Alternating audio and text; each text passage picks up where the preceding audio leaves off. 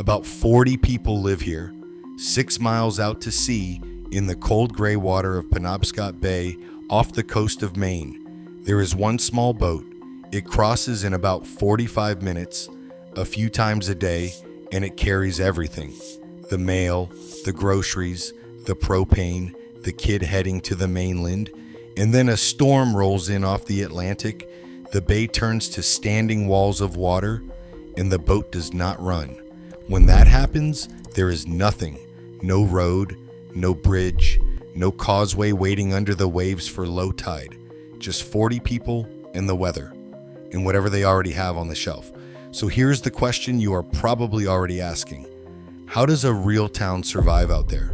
Not a campsite, not a summer colony that empties in September. An actual incorporated town with a school, a working harbor, and its own electrical grid, sitting 6 miles past the last road in America, at the mercy of a sea that gets a vote on whether anyone crosses at all. That should not work, and yet it does, year after year, and by one measure you would absolutely bet against. This cut-off little island may be tougher to knock out than the mainland it depends on. Hold on to that. We will get there. The island is called Isle au Haut. The name is French. It means the high island, and the people who live there say it more like Isle au Haut. It sits in Penobscot Bay in Knox County, Maine, and it has been a town in the legal sense since 1874, when it split off from neighboring Deer Isle and started governing itself. Back in the late 1800s, in the heyday of fishing and granite, something like 275 people lived out here. The last full census counted 92. And in the depth of winter, when the summer people are long gone and it is just the year-round community, the number settles to around 40. 40 people running a whole American town on their own in the middle of the sea. And that word settles matters because the population out here breathes with the seasons. In summer, when the weather is kind and the second homes fill up and the day visitors come out on the boat, the island might hold something closer to 140 people. Then September comes, the light goes thin, the cold rolls down off the North Atlantic, and the island exhales almost everyone back to the mainland. What is left is the year-round core.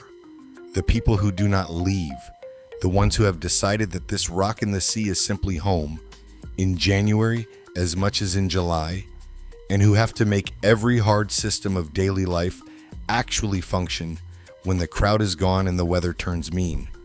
Those are the 40 this whole story is about.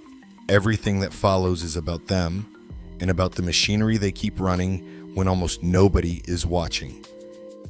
Everything starts with the water gap. 6 miles does not sound like much. You could drive 6 miles in the time it takes to read this sentence out loud a few times over.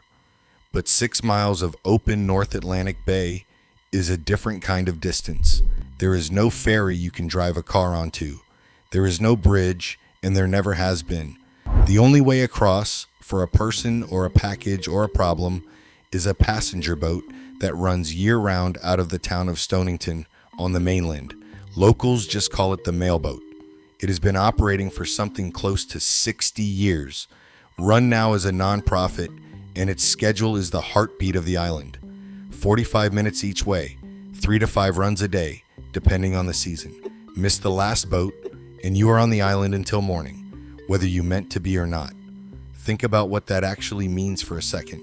Every gallon of milk, every bag of nails, every replacement part for a broken furnace, every visitor and every doctor and every box of anything has to be timed to that boat. It is not a big steel car ferry with a backup vessel idling at the dock. It is a small passenger boat doing a handful of crossings a day across open water that turns nasty fast when the wind comes up. And there are days when the answer to whether it runs is simply no. That is the deal you accept when you live here.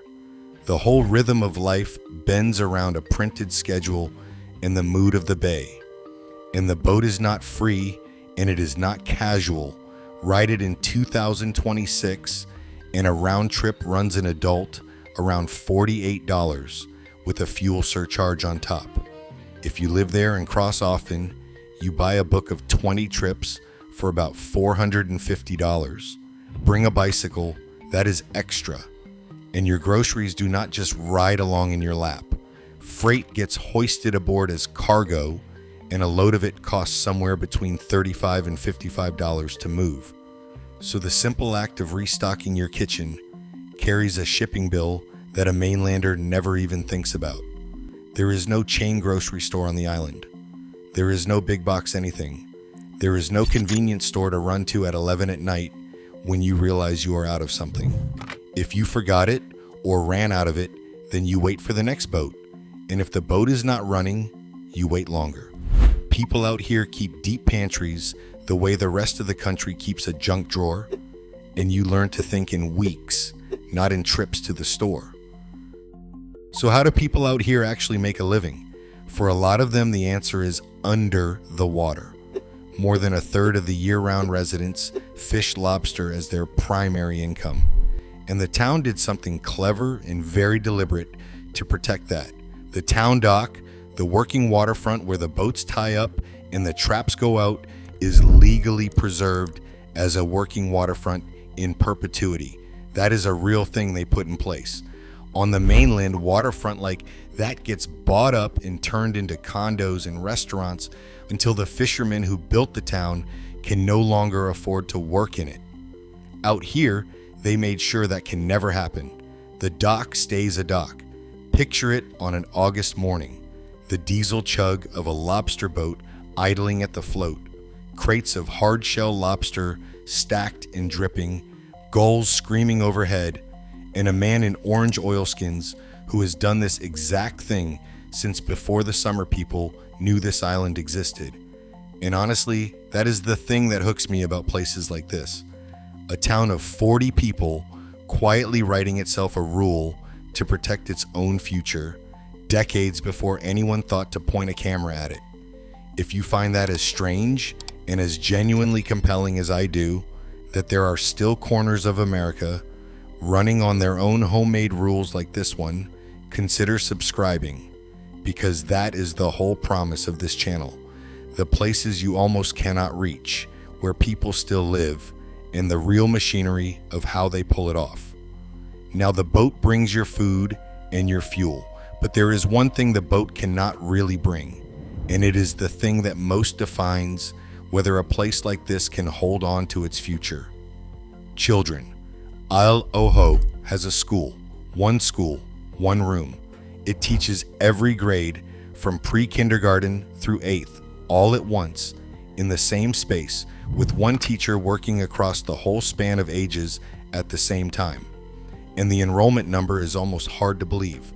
In the 2020 to 2021 school year, that one-room school had 4 students. 4. In more recent counts, it has climbed to around 7, with a student-to-teacher ratio of about 7 to 1. The number swings from year to year on the arrival or departure of a single family, because when your whole town is 40 people, one family moving in is a population boom for the school. Stop and picture what learning actually looks like in that room. One teacher standing in front of a 5-year-old who is sounding out letters, and a few feet away, a 13-year-old working through algebra, and everyone in between, all at the same time in the same space, all year long. There is no separate kindergarten wing. There is no gym class down the hall with a different teacher. It is one adult, one room, and the whole span of childhood in front of them at once. That is not a charming throwback. It is the only arrangement that makes any sense when your entire school-age population could fit around a large dinner table, and it asks something extraordinary of the person standing at the front. And here's the hard part. The school stops at 8th grade. There is no high school on the island. There is no way to build one for a handful of teenagers. So every single child on Haut, when they finish 8th grade at around 14 years old, has to leave. They go to the mainland for high school. That is not a choice or a preference. It is just the shape of life here. You grow up on a rock in the sea with 4 or 5 other kids and a single teacher and the whole island as your backyard.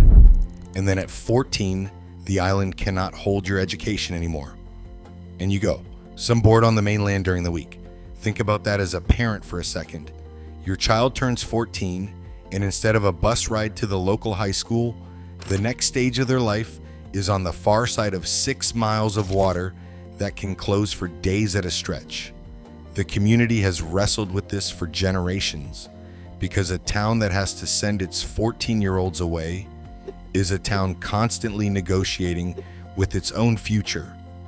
And that is exactly the kind of quiet, unglamorous math that decides whether a place like this survives or slowly empties out. Now back to the island, because we still have not talked about what happens out here when someone gets hurt. Because here is the next thing that should not work. There is no hospital on Isle au Haut. There is no resident doctor. Think about that against everything we have already said. 40 people, 6 miles out, on a boat schedule, and when a medical emergency hits, there is no emergency room down the street. There is no down the street. The nearest real hospital care is back across that same water gap on a mainland that the weather can seal off from you entirely. So what fills the gap? Part of the answer is a boat with a name almost too fitting to be real. The Maine Seacoast Mission runs a 74-foot vessel called the Sunbeam, and for the remote island communities of this coast, the Sunbeam brings a telemedicine link, a way to connect island residents with medical care over a video connection right there on the water.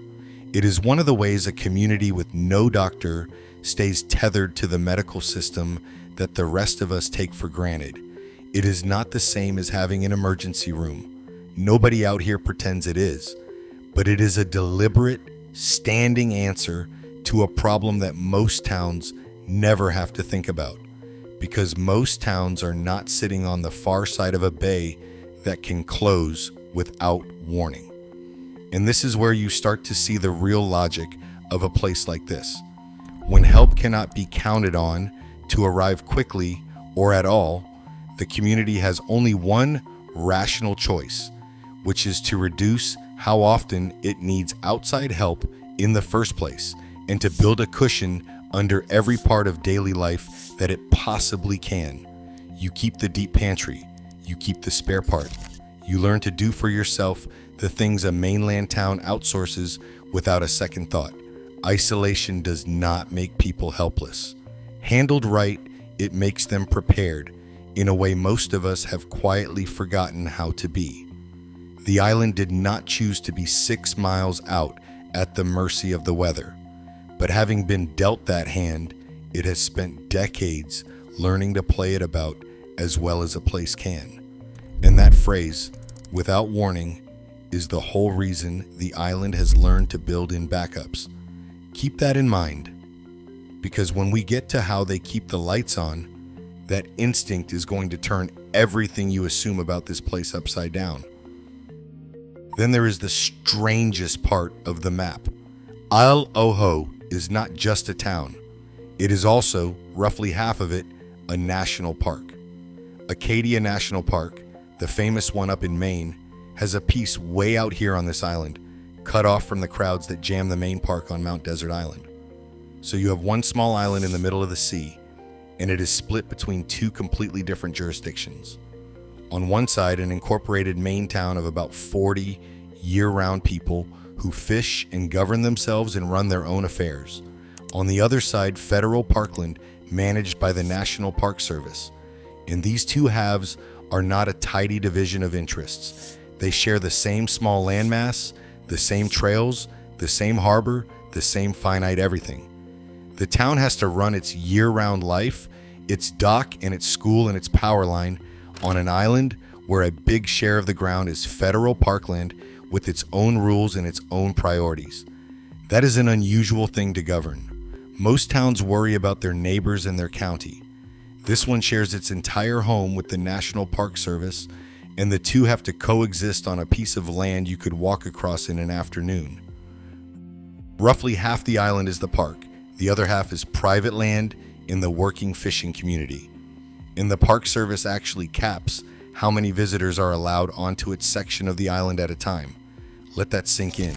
There are places in America begging for more tourists, and out here the number of people who can set foot on the park half is deliberately limited to protect what makes it worth reaching.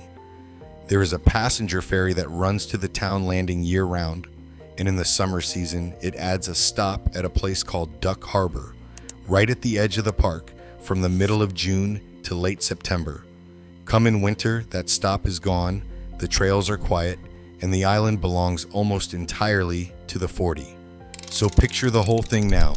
40 people, a single boat across 6 miles of water, freight hoisted up by hand, a one-room school that loses its kids at 14, no hospital and no doctor, a town sharing its ground with a national park that turns visitors away. Every single one of these is a vulnerability. Every one of them says the same thing. This is a fragile place, one bad break away from the lights going out for good. And that is exactly the assumption I want to take apart. Because on the one measure where you would most expect this island to be helpless, the moment the storm knocks the power down and the boat cannot bring help, Isle Haut is not helpless at all. These 40 people did something the mainland mostly never bothered to do. If you have made it this far and you want to see how a town of 40 out-engineers the grid you rely on, subscribe now, because this next part is the whole reason this island is on this channel. Here is how they keep the lights on. The electricity on Isle Haut is not run by some giant utility that treats the island as a rounding error on a map. It is run by the islanders themselves. Back in 1969, the community formed its own electric power company, a member-owned nonprofit cooperative. And the word member is doing real work there. Every property owner on the island is an equal owner of the power company. Not a customer, an owner. When the co-op makes a decision about the grid that keeps their homes warm, it is the people whose homes those are making it. The whole operation runs on less than $140,000 a year. That is the entire annual revenue of the company that powers a town. For a long time, life out here meant generators and the constant thrum of diesel. Then, in the fall of 1983, they did something ambitious. They laid an undersea electrical cable, about 7 miles of it, 1.5 inches thick, running along the seafloor from Stonington on the mainland out to the island. For the first time, Isle Haut was wired into the mainland grid, pulling real power across the bottom of the bay. That cable changed everything. It is the reason the island can run a modern grid at all. Sit with the scale of that for a moment. A community that, at its winter core, is about 40 people, financed and laid its own 7-mile power line across the bottom of a bay. That is the kind of project you would expect a state utility or a big investor-owned company to handle, with ratepayers in the hundreds of thousands spreading the cost. Out here, it was a co-op running on a shoestring, a town that could see, decades ago, that its future depended on real electricity, and decided it was going to have it, seafloor or no seafloor. This is the part that keeps surprising people about small places like this. From the outside, they look like they are barely hanging on. From the inside, they are quietly pulling off feats of engineering and organization that would stall a committee on the mainland for years. But a cable on the seafloor is a single point of failure. And these are people who understand single points of failure better than anyone, because they live at the end of one every single day with that boat. They know exactly what it feels like to have their whole connection to the world run through one fragile thing that the sea can cut. So they did not stop at the cable. They kept on the island itself, a diesel generating plant big enough to power the entire island on its own. Read that again. Not enough to run a few critical buildings, not just the school and a water pump and a couple of freezers, enough to run the whole town. Every house, every light, every furnace fan, on island power alone. Think about what that means the next time a big storm comes up the coast. If the undersea cable fails, If a storm or a dragging anchor or plain bad luck severs their lifeline to the mainland grid, the island does not sit and wait for a repair crew that cannot even get there until the weather breaks. It cuts over to its own diesel and keeps every house lit on its own for as long as it needs to. The mainland loses a line and people sit in the dark for hours or days waiting for the utility to send a truck. Isle o Haut loses its line and flips a switch. That is the inversion starting to show itself. The place with no road and no bridge, the place you would call the most exposed on the whole map, is the one that planned for the lights going out and built its own answer. And it gets better because they thought even harder about it. Between 2015 and 2021, the co-op seriously studied replacing all of this with a modern solar microgrid, batteries, and supercapacitors, and the whole clean energy dream. They ran the numbers, they ranked their options, and the board looked hard at the solar and battery microgrid and ranked it last because the technology was unproven for a place that literally cannot afford to guess wrong. You cannot call a technician when the boat is not running. So instead of chasing the shiny option, they doubled down on what they knew would work. They replaced and kept the undersea cable, and they switched the power flowing through it to cleaner hydroelectric supply from the mainland. A community of 40 people made a colder, smarter infrastructure decision than a lot of cities have managed. Then, in July of 2026, they finished the thing that seals the whole argument. A second undersea cable, a backup line running along the seafloor so that the island's connection to the mainland grid is no longer a single fragile thread. 2 cables now, plus a diesel plant that can run the entire town by itself. Stop and count the layers of redundancy on this. 2 independent undersea connections to the mainland and a full island backup generator underneath both of them. That is a design philosophy, not a lucky accident. Lose one cable, you still have the other. Lose both, the diesel carries the whole town on its own. For a place that so many people would glance at and call helpless, that is a deeper set of backups than most cities on the map bother to build for themselves. Now go back to where we started.